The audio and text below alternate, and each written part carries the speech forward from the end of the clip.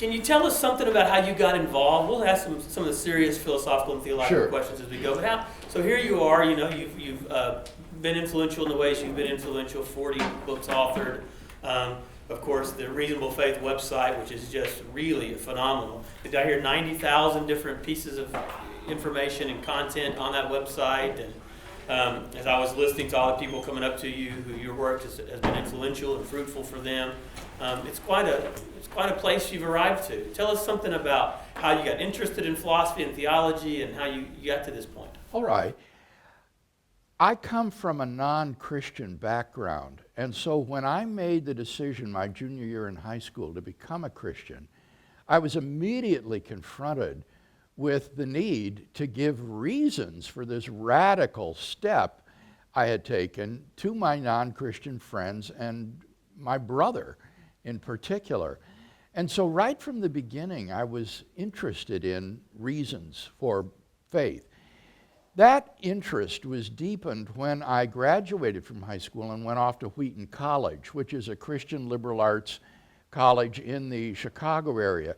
Wheaton has a very strong emphasis on the integration of faith and learning, not sticking your faith in one pocket and your brains in the other pocket and letting them see the light of day at the same time, but developing a Christian Weltanschauung, a world and life view that takes account of what history and science and philosophy and literature has to tell us about the world we live in, and integrating that with our Christian theology. And it was at Wheaton that I gained the vision of sharing the gospel in the context of giving an intellectual defense of the truth of the Christian world and life view. So after graduating from Wheaton, I wanted to go to seminary, but I knew I didn't want to become a pastor, and so I didn't want to take the professional courses like homiletics or evangelical free church history or things of that sort. And it was then that I learned of this program in philosophy of religion that Norm Geisler had established at Trinity Evangelical Divinity School. And it was a program that would give me a Master of Arts in philosophy of religion. And I could use my electives to get my biblical languages and my systematic theology core courses and so forth. And so it was perfect for me. And it was at Trinity then that I saw that it was philosophy that was the discipline that was going to be most useful for me in building a case for the Christian faith. And so I decided then to pursue postgraduate, doctoral studies in philosophy at the University of Birmingham in England, and then doctoral studies in theology at the University of Munich. And that was what gave me the intellectual equipment then to launch into this ministry of debating and speaking and writing on subjects pertinent to the defense of the Christian world and life view. So that's how I gradually got into it. Okay, I'm going to probe a little bit deeper before we open it up for other questions about that. So we were talking yesterday. I graduated from Baylor University, my PhD from Baylor.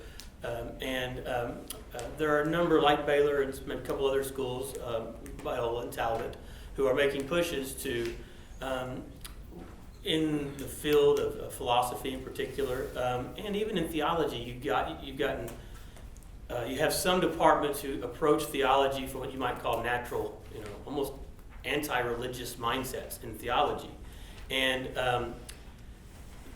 philosophy in particular, as opposed to theology, went through a period where there just weren't very many Christian philosophers, almost hardly any.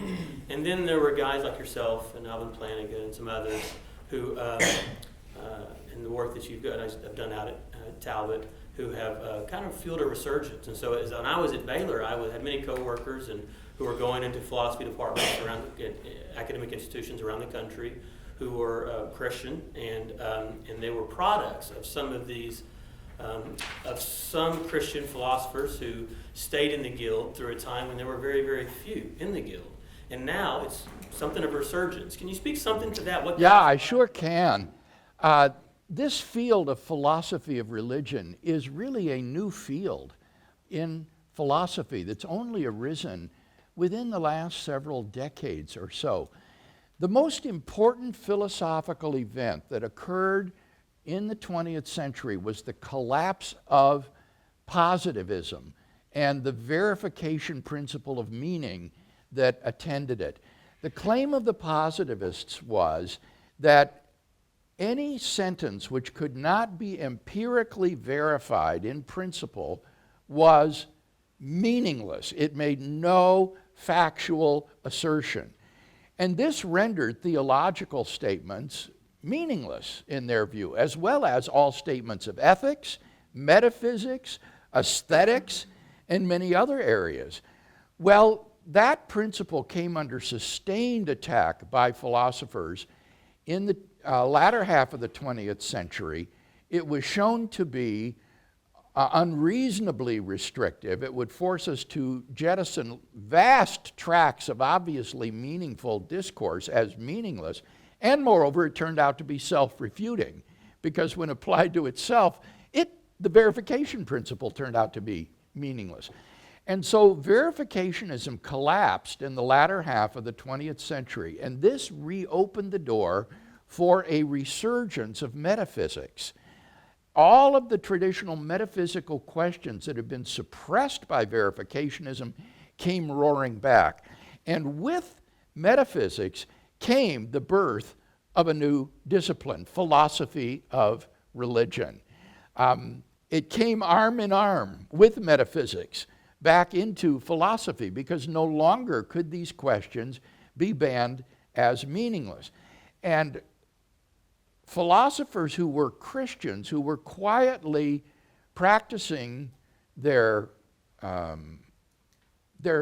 subject, suddenly began to come out of the closet and self-identify as Christians. And so in the latter part of the 1960s, people like Alvin Plantinga, Robert Adams, William Alston, Nicholas Wolterstorff, and many others began to very self-consciously identify as Christian philosophers and do their work from a Christian perspective. And others then joined them in their train. They founded the Society of Christian Philosophers. At the same time, Norm Geisler was founding the Evangelical Philosophical Society, philosophers who are self-consciously not merely Christians, but actual evangelicals in their thought. And these have grown and grown to be two of the largest philosophical societies in the world, and it has transformed the face of Anglo-American philosophy. Back in the 1950s, it would be very difficult to find any philosophers that would identify as Christians. Maybe Peter Geach would be one example, but scarcely anybody else. And now there's just an army of Christian philosophers that are reading papers at professional societies, publishing in the top scholarly journals, writing books with the foremost academic presses. This has become a significant and respected minority voice in the philosophical community today. And it is, as Craig mentioned in his prayer, such a privilege to be alive and working at this juncture in history when a renaissance of Christian thought is going on. Thank you. So I'm going to open up. I know we wrote the cards, but I think we're a small enough group. I'd rather you guys you can read your own card, or you can ask something else. But what questions do we have from you guys for Dr. Craig? All right. Can you speak to the concept of forgiveness as it relates to penal substitution? And if somebody is truly forgiven, does that not mean a waive of the penalty, or does that penalty still have to be paid? Does that make sense? I think that divine forgiveness has been widely misunderstood by contemporary Christian philosophers. And the reason for that is that they model divine forgiveness on how forgiveness takes place among human persons who have an offense committed and need to find some way of reconciling. I think that divine forgiveness is much more like a legal pardon than it is like the kind of forgiveness that takes place in personal relationships. The kind of forgiveness that takes place on a personal level is a relinquishing of anger or bitterness or resentment toward the other person and accepting that other person into a relationship with you again. Divine forgiveness is much more than that. It is like a legal pardon from the governor or the president that absolves your guilt and thereby removes your liability to punishment so that you are no longer liable for the sins that you've committed. And I think that we will go far more,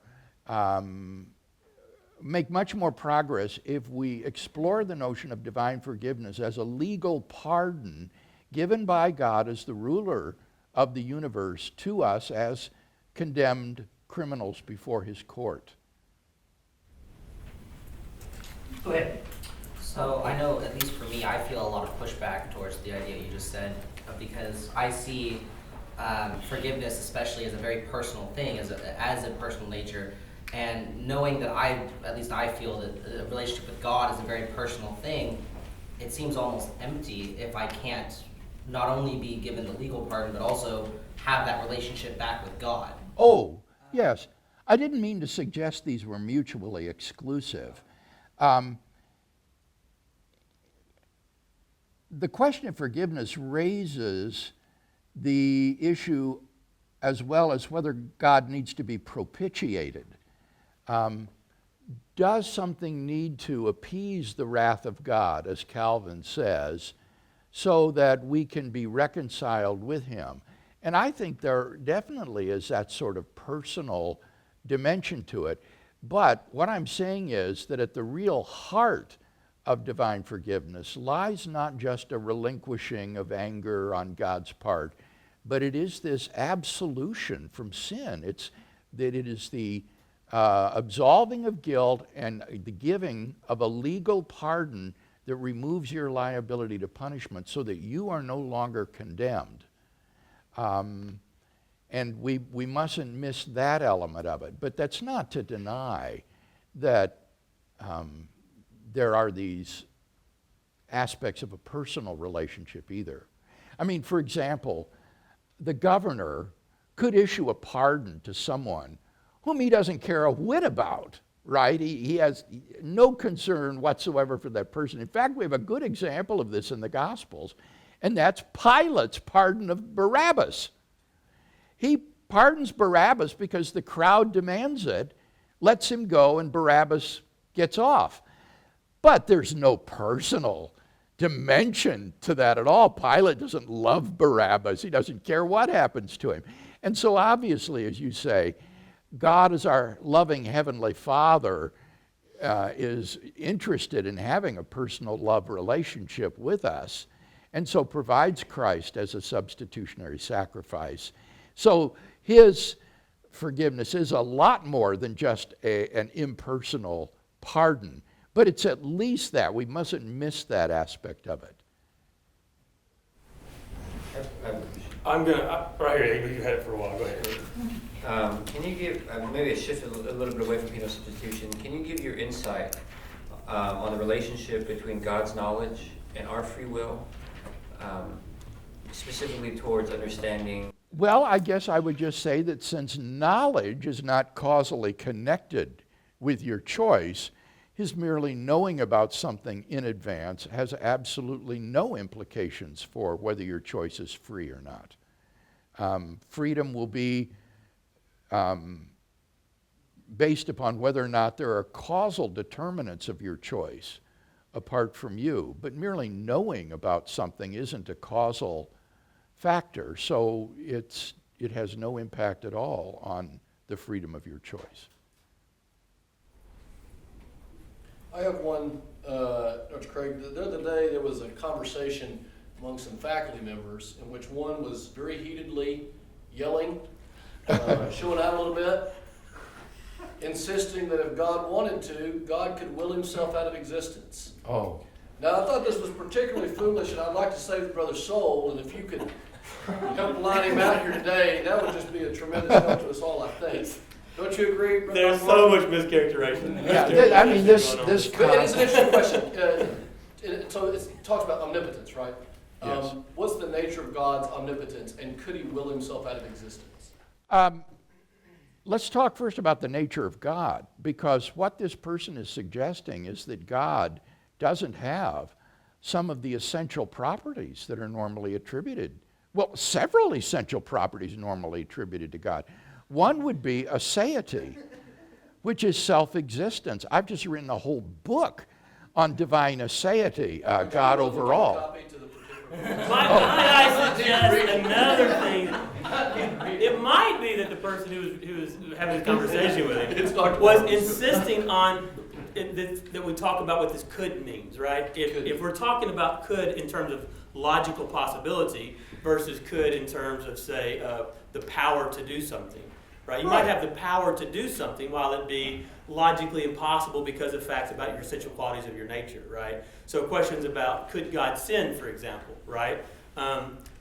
You might want to say God has the power to do it. I have the power, for example, if I have some cyanide in my hand. I have the physical power, to drink it, but I couldn't do it. But let's see if Dr. Craig thinks that. Yeah, I want to continue with my thought, and I'll respond obliquely to the interruption.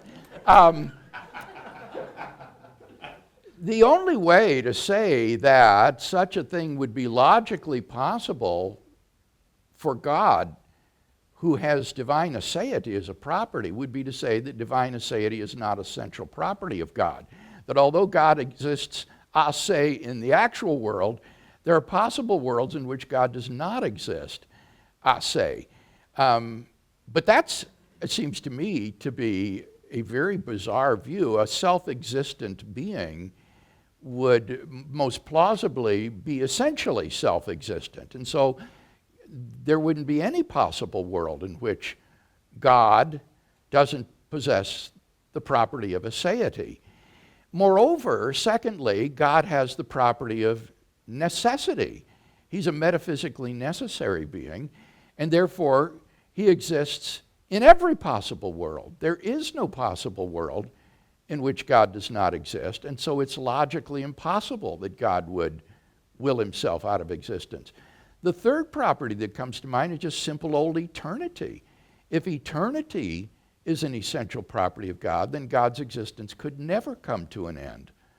And therefore he couldn't will himself out of existence. So I think that on the classical concept of God as a necessary, eternal, self-existent being, it's impossible that God could will himself out of existence. So, to come to your question, well, what then does omnipotence mean? It would mean, roughly, that God could do anything that it would be logically possible for someone in that situation to do. And it's logically impossible to do this, and therefore it's not an infringement upon God's omnipotence to be unable to bring about his non-existence any more than it would be an infringement on his omnipotence to bring about a square circle. I'm going to ask a follow-up question to that. Could God do anything other than what is the best? I don't know. I'm open to arguments about that. That raises a question as to whether there even is a best.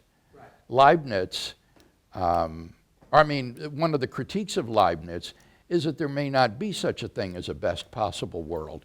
The scale on which worlds improve in value may just go on forever, so that the question becomes academic because there is no such thing as the best.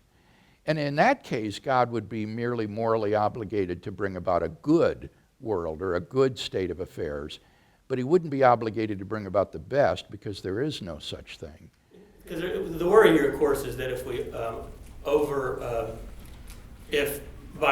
if our discussion of what God could or couldn't do is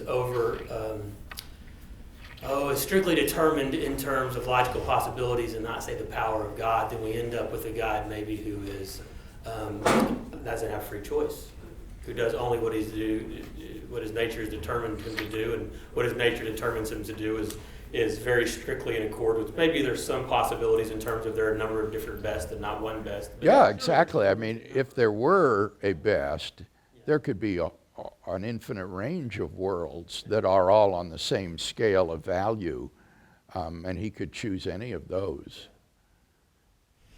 Other questions? I have a question related to Christian apologetics specifically. Since you started out as an apologist, our culture has kind of transitioned and gone through a bunch of series of changes. Is there a specific need that you see that needs to be filled that's not being filled currently? And if so, do you have any recommendations of how to prepare for that? Well, people sometimes ask about what areas might need work. And I think one of the areas that is going to need work is the relationship between theology and neuroscience. The human brain is one of the frontiers of modern science in which tremendous advances are being made. And this raises in a very acute way the question of the mind-body problem and the relation of the soul to the body. So I could see a great need for philosophers who are trained in neuroscience and also in philosophy of mind to be working on that area. Another area that needs, I think, to be addressed would be the problem, or the challenge rather, posed by religious pluralism. In our culture, it's all right to believe in God, but it's become politically incorrect to believe that Christ is the only way of salvation. Anyone who says that is treated as bigoted, narrow, and dogmatic.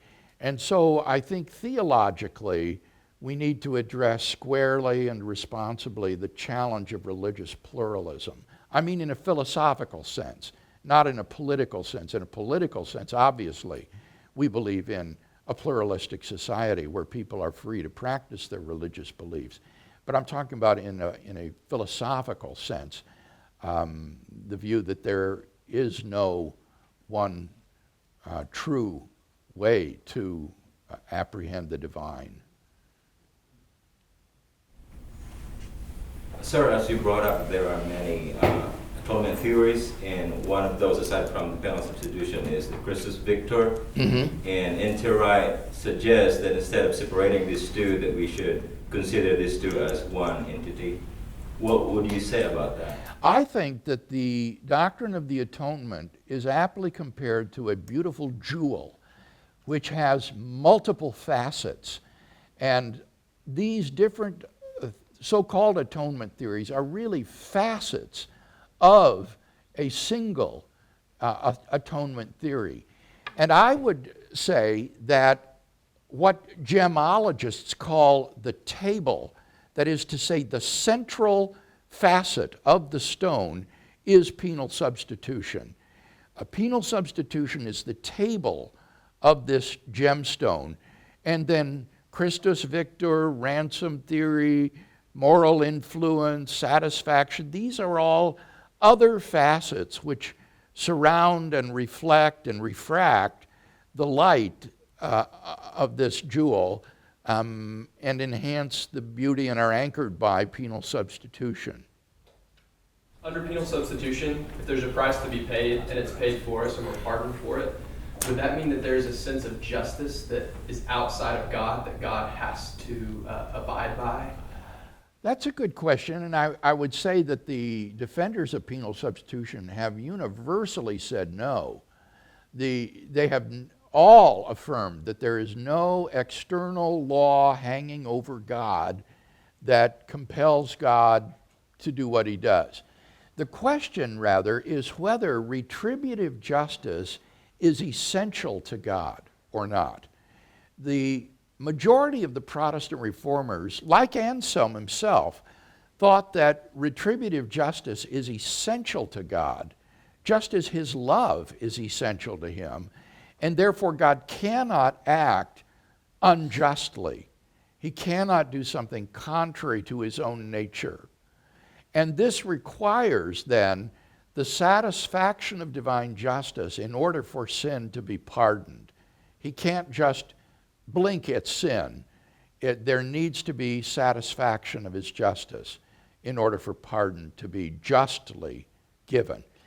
There are, however, advocates of both the satisfaction and the penal substitutionary theory of the atonement who disagree and would say this is not essential to God's nature, that this is a product of God's free choice, and that had God so willed, he could have simply forgiven everyone of their sins, but he has contingently and freely chosen to exact the demands of justice at Christ's hand because of the great advantages to be won thereby.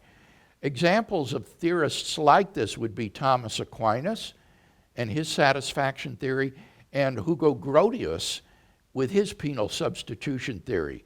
Both Aquinas and Grotius say that God could have simply pardoned our sin without satisfaction, but he chose to exact satisfaction of justice as a precondition of pardon because of the great benefits, such as demonstrating his hatred of sin and his tremendous love for humankind to go to the depths of the cross in order to rescue us from sin.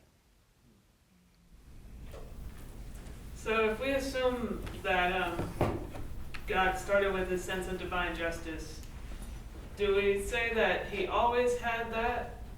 Or did he begin having that sense of justice after the fall or some other event? Oh, I think one would say that this is essential to God and therefore something he has eternally. Of course, it wouldn't be expressed unless there were sin.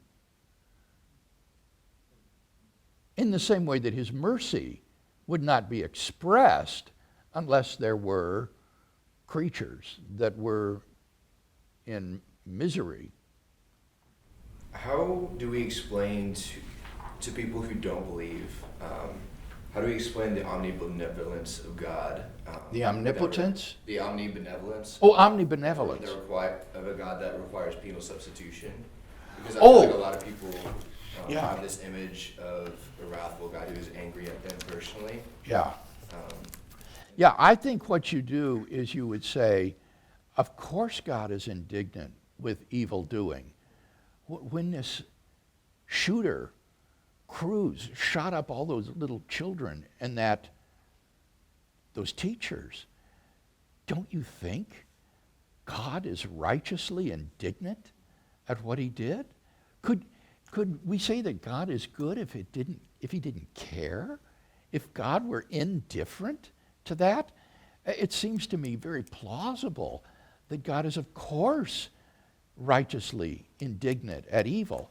But his tremendous love is shown in that he provides the means of satisfaction for us by not demanding justice at our hand, but by himself exacting the demands of justice from himself in the person of Christ. So it is a profound demonstration of the love of God that he would satisfy the demands of justice for us by exacting them from himself. Dr. Craig, could you speak to God's relationship to time? And I'm thinking specifically, I guess the question is, why is Boethius or even Aquinas, why is that not okay, why do we need to also talk about God entering into time? Well, when we ask whether it's okay, again, it's similar to the atonement. Is it okay biblically and theologically? Is it okay philosophically? I think it's okay biblically. When I look at the biblical data on God's relationship to time, it seems to me to be underdeterminative. The Bible typically speaks of God as though he is everlasting throughout all time, into the infinite past and the infinite future. But in the context of the doctrine of creation, there are a few verses that make it sound as though God created time and therefore transcends time. And so I think that both alternatives are biblically acceptable. The Bible is underdeterminative. Now, the question then is God infinite throughout time, or does he transcend time altogether? You have to explore the arguments pro and con. I don't think that there are any very powerful arguments for divine timelessness. Those that exist seem to be, I think, rather weak. By contrast, I can think of two very powerful arguments for divine temporality. And these would be arguments from God's omniscience and from God's causal relation to the world. The argument from omniscience would say that there are certain truths that can only be known by someone who is in time, like it is now 11:35. Only somebody who exists at 11:35 could know that truth. A God who is outside time would have no idea what time it is in the universe, what's actually going on in the universe. He could only know something like William Craig's colloquium with the theology and philosophy students at Harding University takes place at 11:35. But he would have no idea whether that's taken place or lies in the future or is presently going on. And that seems to be unacceptable. An omniscient being needs to know all truths, and therefore would need to know what are called tensed truths. The second argument would be from God's causal connection with the world. God brings the universe into being and sustains the universe in being. And such a causal connection would seem to require that God act at the same time as the event is occurring. So as things come into being and go out of being, God would be constantly changing in his causal relationships with those things, and that would require that he be in time. The only way, I think, to avoid those two arguments would be to deny that there are any tensed facts and that there is any temporal becoming. That is to say, it would be to adopt a view of space-time which says that tense is an illusion of human consciousness, that the whole four-dimensional space-time manifold just exists tenselessly, and temporal becoming is an illusion. That's a very radical view, I think, of time that faces formidable philosophical and theological objections. And so for that reason, I think that that is an unacceptable way out, and that therefore these are good arguments for thinking that God is in time, at least since the creation of time. This is laid out in my book, Time and Eternity, if you're interested. Are those two views of God's relation to time mutually exclusive, or could it be kind of both, where God is eternal in the sense that time isn't part of his nature, but that time is part of creation to measure the extent of creation, and then through temporal cosmology, God enters into time to be part of it? Yeah, I don't think that that works, because timelessness and temporality are contradictories. To be timeless just is not to be temporal. And so if God is timeless, it logically follows he's not temporal. So the way these terms are defined precludes the both and solution. That would just be a self-contradiction to say that God is both timeless and temporal. So can I ask one quick follow-up to that? Talk about that in light of the incarnation. Ah. It certainly seems to say, Yeah. Christianity seems to say that God is not the sort of thing that can die. God is not flesh. And yet we see in Christ all of these assumptions about the nature of God sort of upended, because this is God. How does that offer a possible way to get at a sort of... No, I don't think that's helpful. Remember, you've got to distinguish between the divine nature and the human nature of Christ. Christ did not die in the divine nature. He did not pass away in the human nature. The divine nature is eternal and necessary. It's only the human nature that began to exist at conception in Mary's womb and that perished on the cross and then was raised from the dead. But the incarnation does raise, I think, a severe problem for proponents of divine timelessness. Because what they have to say is that the second person of the Trinity never lacks a human nature. It's not as though the second person of the Trinity assumes and takes on a human nature at some point and then forever after has it. Rather, the second person of the Trinity, being eternal, timeless, and changeless, never lacks a human nature. And that seems to me to be really a bizarre view. In particular, it would require that things like the crucifixion of Christ never pass away. It always exists at its space-time coordinates, and it's just as real as the resurrection, which is just an event in the life of Christ at later space-time coordinates, but they're equally real, and the cross is never really over with or done away with. It's just as real and existent as the resurrection or Christ's ascension into glory and being seated at the right hand of the Father. That raises, I think, real theological misgivings in my mind, because surely we want to say that the resurrection has vanquished the horror of the cross and that this is over and gone. But you can't say that on this tenseless view of time. What do you think the relation is between science and Christianity? Because I see it in my personal experience, a lot of Christians today seem to view science, scientific inquiry and Christianity to be opposing forces almost. Yeah.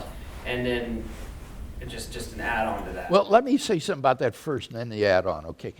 It seems to me the question is so general as to be almost meaningless, the relationship between science and Christianity. I mean, what we would say is that science represents our best efforts to probe and understand the physical universe that God has given us, and that while Christianity does tell us some things about the physical universe, for example, that it was created by God, that there are stars in the sky and things of that sort, Christianity or the Bible isn't a science book. And so although there's overlap, it's not all that extensive. For the most part, Christianity is about other things that aren't explored by science. And so to a large extent, they just don't intersect. Where they would, I think, maybe overlap would be not science, but the philosophy of science. It's typically in philosophy that the connections with theology are to be felt, not in the nuts and bolts of the science itself. So philosophy of science, philosophy of physics, philosophy of biology, there can be significant connection with theology. But not so much the nuts and bolts of the science. It will be the philosophical elements. Go ahead. Do you think there's circumstances in which you could reject a certain biblical interpretation based on things we can observe about nature, such as do you think you could reject young Earth creationism based off the fact that we observe the Earth being 4.5 billion years old approximately? Yeah, much as one would like to affirm something like that, I think hermeneutically that's illicit. The way that we should understand these ancient texts is by examining them in light of the times and the culture that they were written. How would the audience of that time understood them, and so forth. And to try to read modern science into them or read them in light of modern science is a hermeneutic that's often called concordism. And I think it's quite illegitimate, because it would mean every generation would be legitimated in reading these texts in light of their current science. So the Newtonian physicist could read the Bible in light of Newtonian physics, and now the relativity theorist will read it in light of relativity theory, and so forth. And you never really get to the objective meaning of the text. So it seems to me that good hermeneutics require us to say that I'm going to understand this text within the horizon of those persons with whom it was written. And if, as a result of that exercise, you come up with an interpretation of the text that is at odds with modern science, then you got a problem. You're going to either need to revise your doctrine of inspiration in such a way that perhaps inspiration doesn't include scientific facts or inerrancy, or revise or refuse to accept the modern science and say it's still uncertain, it's fluctuating, it could be revised. Either of those would be an option, but to bring harmony into your worldview, you're going to be forced, I think, to make some revisions. And people will typically make revisions in their view of inspiration rather than in a scientific theory that is well established by contemporary experiment. They'll say, for example, that Genesis, or that the Bible isn't intended to teach scientific facts, and that therefore if it addresses theological issues within the framework of ancient cosmogony, that's fine, that the purpose isn't to teach cosmogony.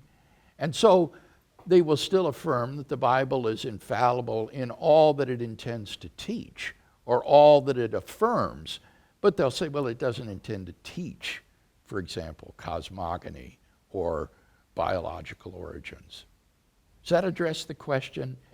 It doesn't address how to do it, but that just kind of lays out. Do you think there's any validity in revising the view of inspiration to be more along the lines of what you just mentioned? I do. And actually what's persuaded me about that is not science, it's historical studies. I think that New Testament historians and historical Jesus scholars have shown that the Gospels are most akin to the genre of ancient biography. And that when you look at how ancient biographers like Plutarch and others wrote, they were quite comfortable with using different compositional devices like compression, compressing many events into a shorter narrative, or telling them in different order, chronological displacement or abbreviation or paraphrase, and that it's unfair to judge these ancient biographies by the same standards that one would apply to modern historiography. They need to be read according to the standards of their time. And so that would give you, I think, a doctrine of inspiration that would be less wooden and would allow you to say that the gospel authors might displace narratives chronologically, or might paraphrase something differently. And so I do think that this is a legitimate move when it's warranted and not just being done to escape a problem, but when you've got real warrant for it.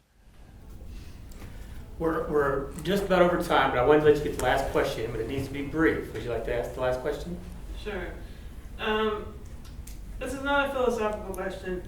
So in Dr. Guy's wonderful Nature of God class, we were reading a lot of very insightful papers by you and your colleagues, and I can't help but notice, but most of them, pretty much all of them, are male. So, from the horse's mouth, is there room for female and minority voices in Christian philosophy, or is that field still being excluded? Of course there's room for it, but look at the room about you, my friend. I mean, how many minority and female persons are there in this room? The fact of the matter is that philosophy and theology just tend to be very male-dominated fields, and it's not because of discrimination. On the contrary, departments are looking for hires of minority and women applicants, but it's just not a field that attracts those scholars. Pardon me? I have to strongly disagree with you on that. Really? Yes, because the women I have spoken to who are interested in this field find that they are excluded from them because of sexism and discrimination. And I don't believe it. Their experience is either extraordinary or they are reading things through colored glasses, because as someone working in the field and in a department that's looking to hire a woman, for example, as a model and someone who can, I mean a role model, who can connect with our female students, it's much easier for them in the profession. And so I think their experience is either extraordinary or they are looking at it through colored lenses, because as someone in the field, I can tell you it's wide open to minorities and women if they will simply avail themselves of the opportunity.